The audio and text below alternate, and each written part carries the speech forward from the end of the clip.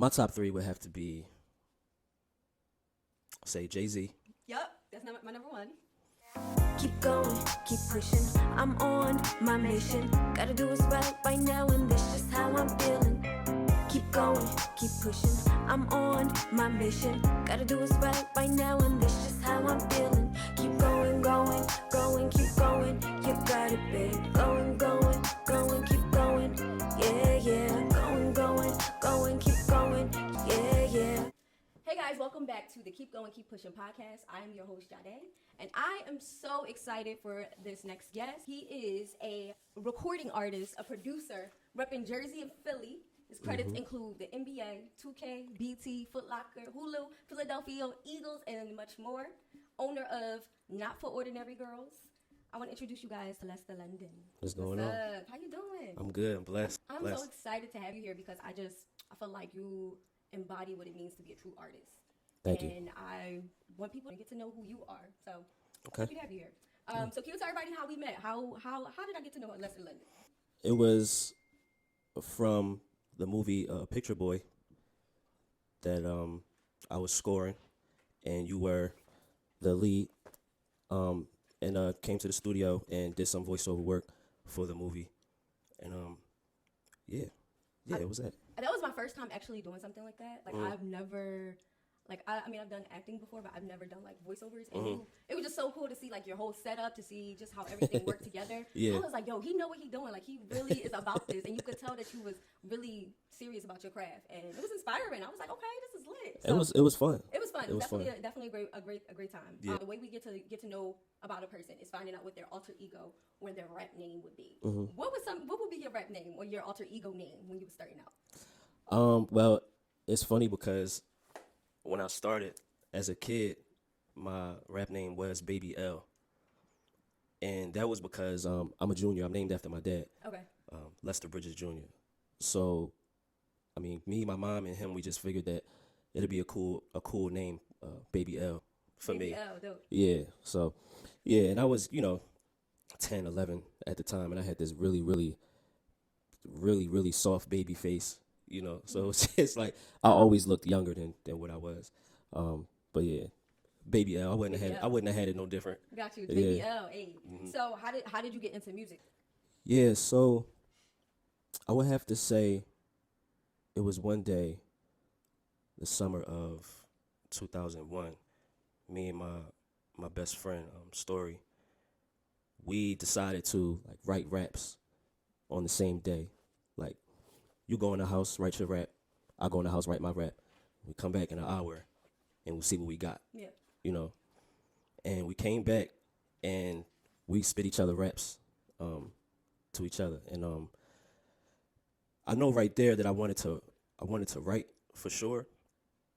But as far as music production, it had to be when I was a DJ. I started as a DJ from ages 10 to 15. I was a DJ, and me just playing the music and blending the music together and just paying attention to beats and tempos and listening to the instruments and listening to the vocals over the music. It just took me somewhere, and I just felt like I was supposed to be doing it while I was doing it. I didn't know you did DJing. So Oh, yeah. that's how you got your start. Yeah. Dope. Yeah. And that's really because of my mom and my dad. It was always so much music around, CDs and vinyl. So my dad and my mom had like a crazy vinyl collection. And I'm obsessed with vinyl collections. I'm trying to get my collection up. I love it. I love it to this day. So this one record that I would carry around when I was little, it was DJ Jazzy Jeff and the Fresh Prince. Okay. Parents just don't understand. And my mom said that I would carry this record in my stroller, pushing me around the mall. And she tried to get me to put this record down, but I just wouldn't put the record down. Like, I would just hold it in my hand in the stroller. And she said that she was so happy when I discovered cassette tapes, because I could just carry around a cassette tape, But yeah, from them having all of these records around, I was just surrounded by it. And my mom had this crazy CD collection of like hundreds and hundreds of CDs. Like, it was a book. You could just flip through it. It was like this thick. And I used to go through it just looking at all the pictures and the art on the CDs and reading the titles, reading the producers, reading where it was recorded at, who engineered. I was intrigued, and it was, I don't know, it just spoke to me. And one of the main things that I was listening to was Chris Cross's first album that Jermaine Dupri produced. And from a very young age, I knew who produced the record, what label it went through. I remember to this day, Rough House Columbia, Wow. produced by Jermaine Dupri. And I just remember that lime green CD, Chris Cross's first album. I just remember that, and I took that and just, I just carried it. And as you know, being a kid, you're still a kid. You know what I'm saying? So you're going to play with toys, and you're going to be into other things like sports and wrestling and stuff like that. But all of those things, like I would sit down and think about wrestling. Like, I don't really want to wrestle though, and I don't want to really play ball. I don't want to get into the NBA. It's like I don't want to do that. I can't do nothing with that. This music, it speaks to me though. So that's when I started to really like put myself, in the future, so to speak. Right.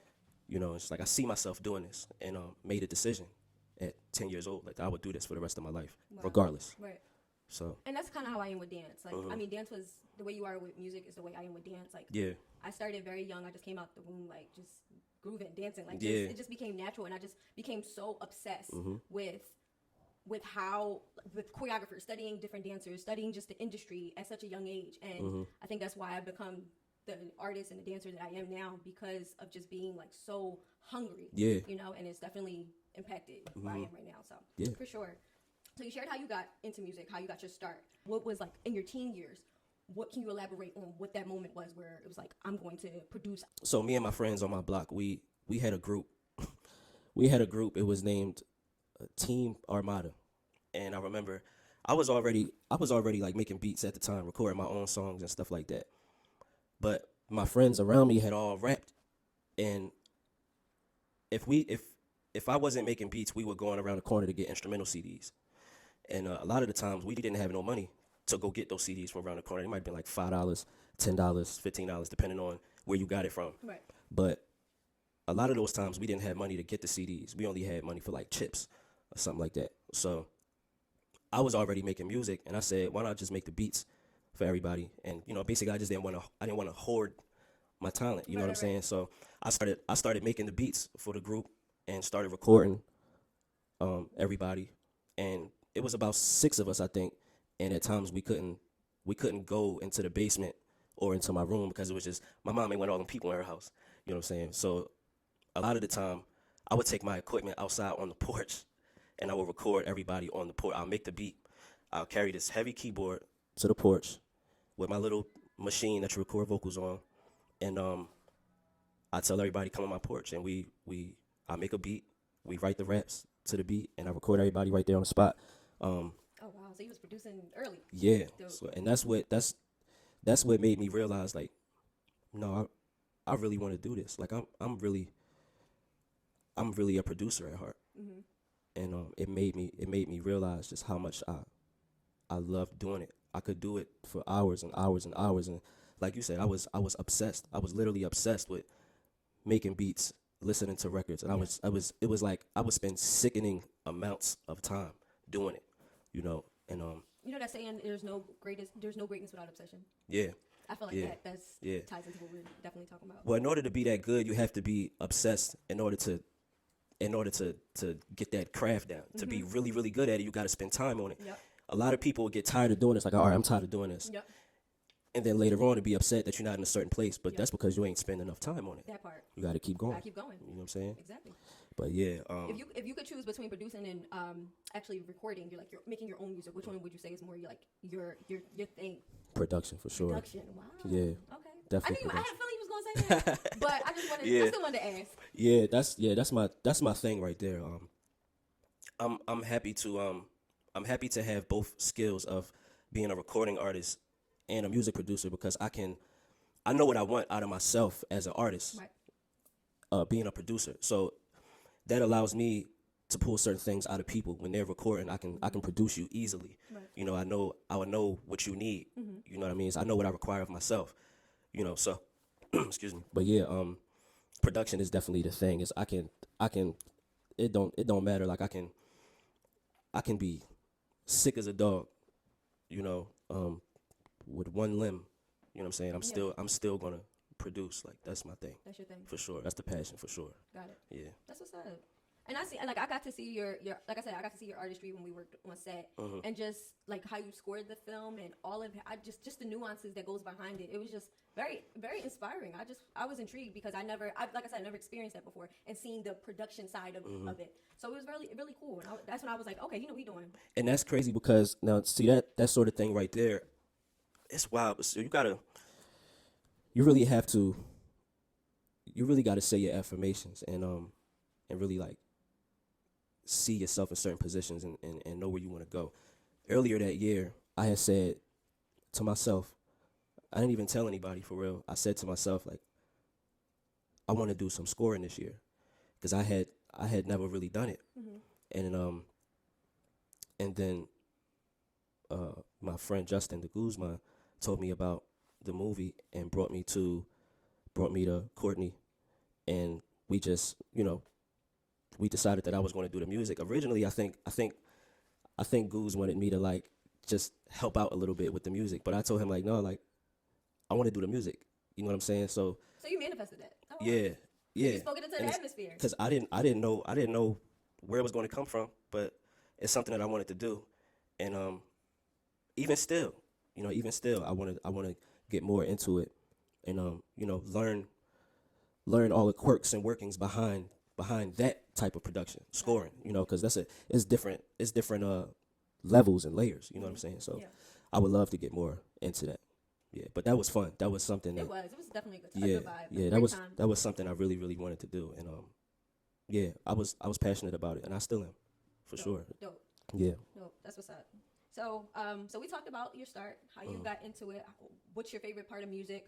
Can you tell me about the time you failed, and what made you keep going? What made you keep saying like, I'm going to just, you know what, I'm still going to keep going? So, I remember I was 11. And there were auditions for Showtime at the Apollo. And I remember like a couple weeks up until the audition, me, my mom, and my dad, we would just spend like hours in the living room just like going over my stage presence, basically.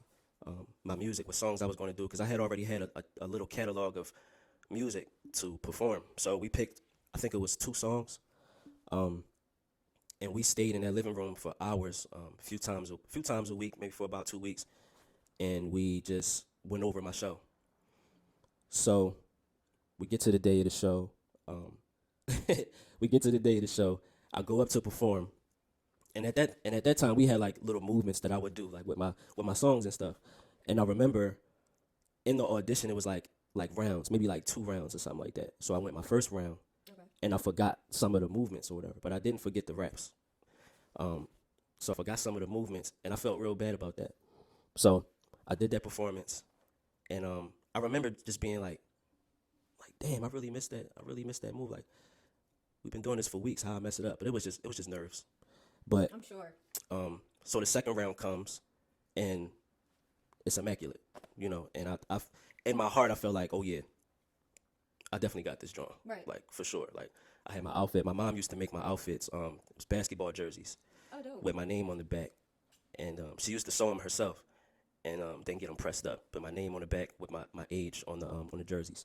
So I was up there with my outfit. Right. You know what I'm saying? Right. With I had my movements. The beat was mine. The raps was mine. You know what I'm saying? I was just just confident. Like, I got this drawn. But another kid went up there, and it was actually, his name was Young Steph. Young Steph wound up getting signed to Rockefeller after that. Wow. So it was me and Young Steph. It was between y'all two. Yeah. Oh. So, but he went up there and just completely like, just killed it. And I'm just like, yeah, all right, maybe I won't win. And I didn't wind up winning. But I wasn't like, my spirit wasn't defeated though. I didn't feel defeated. Well, that's good. Because I did go up there and try my best. Right. You know what I'm saying? It was one of not one of my first performances, but I'll say it was one of my first real performances. Because we had been around the city doing little talent shows and showcases and stuff like that. But for this right here, this was big for me. The Apollo, yes, Yeah, huge. it was big. Like to even have that experience or that opportunity is just Yeah. like to say you did that. Like not everybody can say they performed or auditioned for the Apollo. Like that's It was a special moment. It was a special moment, and yeah. But I didn't wind up winning. But I wasn't heartbroken or anything. Like I was still confident. If I remember correctly, we did that. I went home and I went right back into my little studio and made more music. Wow. Same day, right after. That's big because I mean, for a lot of people, dealing with rejection is the hardest part about all of this. And the fact that you still just went home and just started recording is hard. So you didn't have any moments where you were like upset. You just said, let me just go back to work. No. I just always like in this doing music, you definitely gonna have some moments of doubt here and there. I mean, it's normal, but my mom and my dad, they put this like incredible confidence in me. Got it. Like it's just like no matter what, I'm not failing. Like I can't fail. Like I'm just too. So what would you say to the person that is feeling the opposite of that? That may not have those parents that gave them confidence or they don't have confidence, so they get that first rejection. What would you say to that person that really is like, how do I deal with this rejection? Is rejection after rejection? I would say that without rejection and without struggle, without any of these things, there is no success. You have to go through all of these things. So I welcomed it openly. Yeah. So if you feeling like that, you have to know that this is a part of your process. And if you got a gift, you got a God-given talent, you got to know that it comes from a higher power than you. Yes. Like, so it's like your gift was given to you for a reason. So as long as you give yourself to it, there's no way you could fail. Right. It's literally metaphysics. It's the law of nature. Like you just got to give yourself to what your gift is. Yeah. And you may feel, those feelings they're temporary. Yeah. And I always say, the bigger the trial, the bigger the blessing that's coming. Yes. For sure. And that's been proven to me time and time again throughout my life. I like that. The bigger the trial, the bigger the blessing. It's the truth. That's dope. It's the truth. Every time I went through dope. something crazy, it was just something bigger and better that came after that. Yeah. It just never fails. Dope. Yeah, it's crazy. So if somebody's feeling that doubt or rejection or, just going through that type of thing, just got to keep that in mind. Like, and it's always something bigger that's coming for sure. Yeah. And, just this all the, we all learning still. Yeah. So don't beat yourself up, it's like I still. think we want to be so perfect. Like now, well, in this day and time, we just have this image of being perfect all the time or being like what we see on TV. And so Right. what you're saying is profound. And I feel like somebody needs to hear it for sure. Yeah. Because we sometimes we're harder on ourselves than, I know, me personally, I can be harder on myself than I should. I need to give myself grace sometimes. So I think that's us as artists. Yeah. It's normal. It's normal being an artist. It's normal. Honestly, if you don't feel those things, then, are you really striving though? Right. Are you really striving if you don't feel these things? Like, Right. we got to go through these emotions and feel them fully. Right. So it's normal. It's normal. Yeah. So I know I mentioned a bunch of your accomplishments, but what is your biggest or your favorite accomplished thus far? Man, it would have to be winning the Curtis Mayfield Scholarship Award from the Songwriters Hall of Fame. That has to be my favorite one. Wow. Can you elaborate on like what that is? Because some people may not know what that is. So it's an award that the Songwriters Hall of Fame and BMI gives to an artist every year. And they collaborated with the Curtis Mayfield estate and came up with this award. And it was just, I love how it happened because number one, I didn't know that it existed. And it's just an honor for me because, like I said, there were so many records around when I was growing up, and being a DJ and a producer, you always going to sample, just like, so a lot of times when I would sample Curtis Mayfield, just, to make beats. Wow. And he was one of the names that I knew. Like if I was going in a thrift store or a record store or something, and I wanted to get like a good sample, and I just wanted like I need some records that I know some good music is going to come from. Yeah. He would be one of the names. Like y'all got any Curtis Mayfield. So it was an honor for me. You know what I'm saying? Just having that on my heart, and that being a part of my story. I wake up every day and I look at it. I got it hanging on my wall. I look at it every day because it's just like That's iconic. it's wild. It's Yeah. just like it's a wild moment. When I got it, I didn't even know I was. So you have to be nominated for it in order Wow. to win it. And it turns out that somebody that knew me from my path had basically told whoever decides the awards, like, yo, nominate him, nominate Wow. Lester London. So they went back, basically just seeing all of my work. So did you know, or you? I didn't. Or it was a surprise. Yeah, What a surprise! I got Oh, the wow. I got the call one day. So the person who nominated me, his name is Omar Grant, and he called me one day. He said, "Yo, I might have some good news for you. I'm gonna call you in about an hour." I said, "All right, cool." So I waited about an hour, 2 hours, 3 hours, 4 hours. He didn't call back that day, but he called back the next day. And he said, "Yeah, so I nominated you for the Curtis Mayfield Scholarship Award, and you won." I said, "What?" Wow. I said, "Say that again." Very, I like, could. I didn't. I'm like, wait. I'm like, wait, what? He like, yeah, you won. They should be emailing you. So just look out for it. I'm like, damn, for real. Wow, that's So, so dope. It was wild. It was wild, man. The first thing I did. So I have a studio in Pennsauken, and at the time, my mom lived like down the street and around the corner from my studio. So the first thing I did was run out the house and go tell my mom. As a grown person, the first thing I wanted to do was run and tell my mom. Well, because moms are there, like, Yeah. they, through the beginning, through everything. Yep. So they your biggest cheerleader. So I get it. Yeah, for sure. It was, yeah, and she was proud. She was extremely proud, and that's definitely my favorite accomplishment. I'm never, ever, never living that down, and I'm never letting anybody play it down or nothing like that. And I'm always gonna talk about it and post a picture. I got a picture of me holding it. I'm always gonna.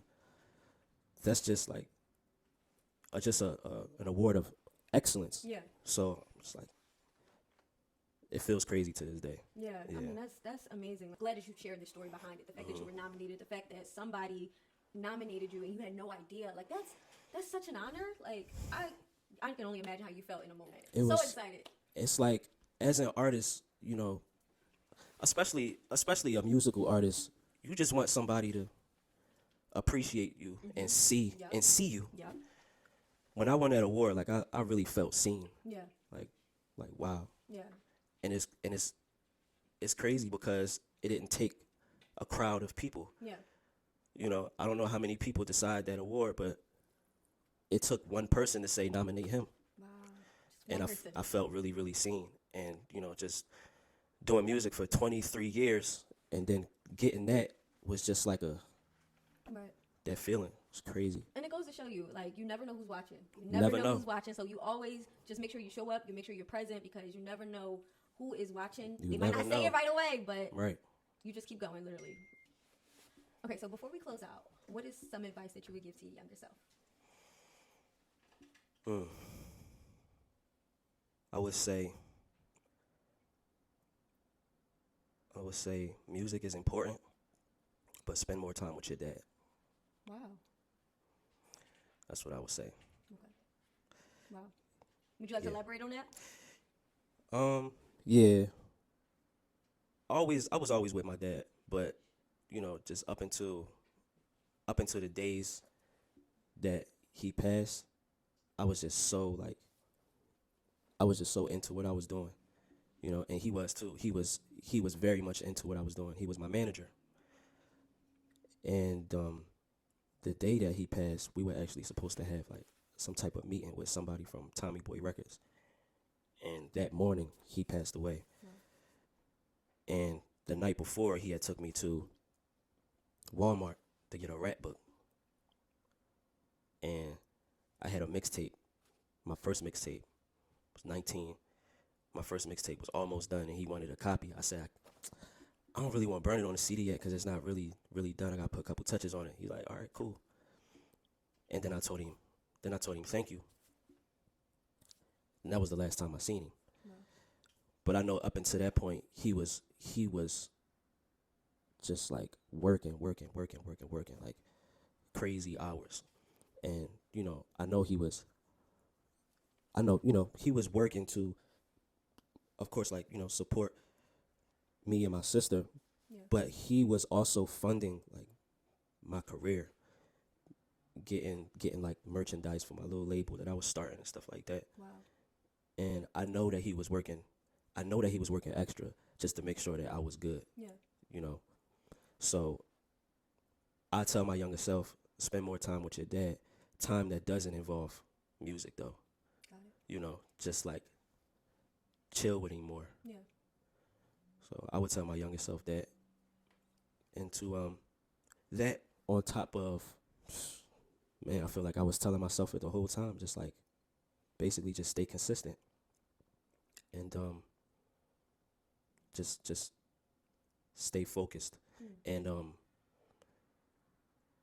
think more entrepreneurial than artistic. That's another thing. But yeah. Wow. Thank you for sharing that. Those two things, yeah. Yeah, thanks for sharing that, for sure. Yeah. Wow. So that was my last, final question as Okay. far as, the keep going part. I want to get into a little game. Okay. Okay. So we're going to play a game of this or that, but it's going to be a music edition. Okay. Okay. All right, let's do it. All right, so this or that, 90s R&B or 2000s R&B? 90s. All right, dude, I should have known. Come on. Who would you say is the greatest rapper of all time? Greatest rapper of all time. We can do a top three. Now, all right. Now, see, this is what I say to everybody. We talking about skill, or we talking about impact? What we talking about? Your top three. My top three. Yeah. Because everybody's top three is different. Okay. My top three would have to be, say, Jay-Z. Yup. That's my number one. Definitely Hove. Yup. Top three. Number two would have to be, I'll say Big. He's my top two. Oh, wow. Do we got the same order? I'll say Big. Yeah, because I'm thinking about who had a real impact on me when I was younger. Jay, Big.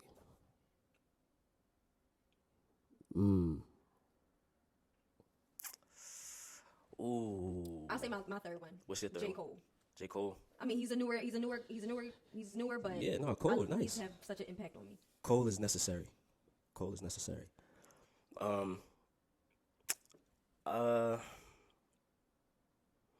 Yeah, I'm gonna just say Nas, man. Nas, okay. I'm gonna just say Nas. Those, yeah.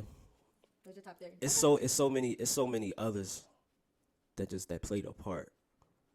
But my top three, for what I want to listen to, it's those three. Those three. For sure. Okay. Yeah.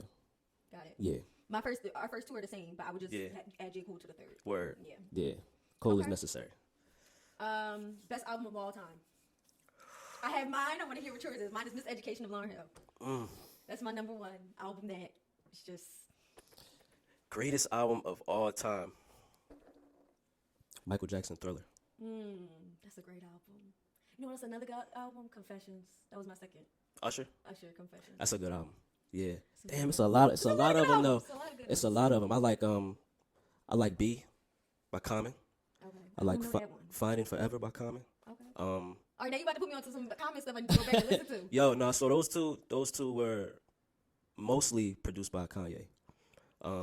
And speaking of Kanye, Late Registration, great album. Just listened to the whole thing the other day, top to bottom. It's like, damn, this album is crazy. But yeah, as far as greatest, I have to say, Michael Jackson, Thriller. Great choice. Just knowing like the history of how it came about, Yeah. and songs that got cut and why they had to, the whole process. Just it's gotta be Thriller. Yeah. Dope. Okay. I know we on time. We don't got that much time, so our last question is gonna be 3 people you will want to work with. Dead or alive? 3 people I want to work with. Quincy Jones, Legend. Dr. Dre. Mm. I feel like Dre is, as far as the hip hop community, he's our Quincy Jones. Yeah. But as far as music, period, Quincy is our Quincy. You know what I'm saying? But Yeah. I say Quincy Jones, Dr. Dre.